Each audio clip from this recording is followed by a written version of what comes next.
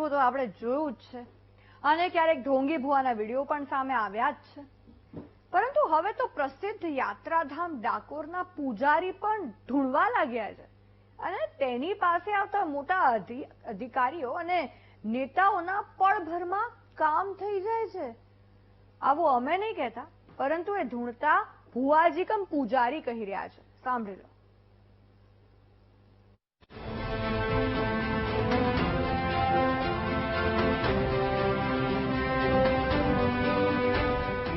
જે બગદાણા એ પીએસઆઈ ને ઘેર શું કહ્યું અને ત્રીજે દિવસે તેને રૂરલ માંથી ઉઠાઈને એસઓજીમાં મૂકી દીધો.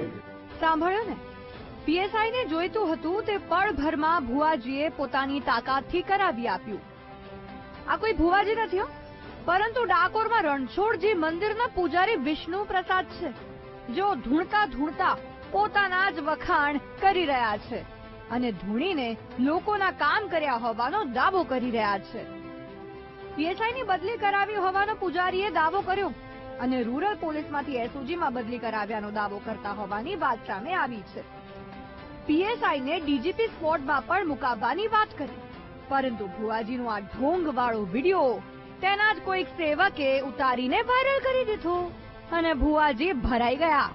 પછી શું, ભાંડો ફૂટ્યો એટલે ભુવાજી માફી માંગતા નજરે પડ્યા. જે વિડીયો વાયરલ થયો છે સોશિયલ મીડિયા ઉપર અને ટીવીમાં, એ વિડીયો જે વાયરલ થયો હોવાથી જે કંઈ બોલેલું છું એ બદલ હું માફી માંગુ છું.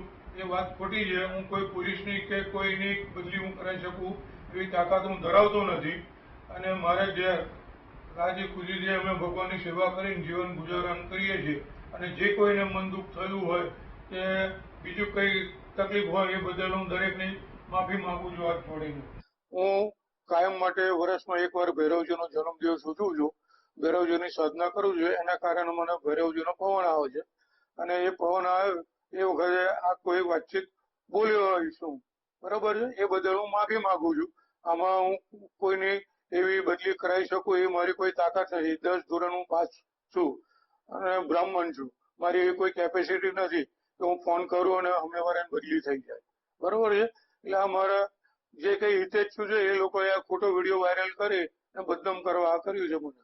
એ તો એ પીએસઆઈ અત્યારે છે નહીં, હવે એમનું અત્યારે નામ લેવાનો કોઈ અર્થ નથી, કારણ કે એ બિચારા ગુજરી ગયા, ડેવલપ થઈ ગયા છે, બરોબર છે. કારણ કે 38 વર્ષ જૂની વાત છે. ભાઈ, ઢૂંઢવાથી જો કોઈના કામ થઈ જતા હોય, કોઈની બદલી થઈ જતી હોય, પ્રમોશન મળી જતું હોય, તો લોકોને મહેનત કરવાની ક્યાં જરૂર છે? આશા રાખીએ કે આવા ઢોંગીઓથી જનતા બચીને રહેશે, કારણ કે આવા લોકો પોતાના સ્વાર્થ માટે તમારો ઉપયોગ કરે છે. Vinod Sharma, VTV news, Kheda.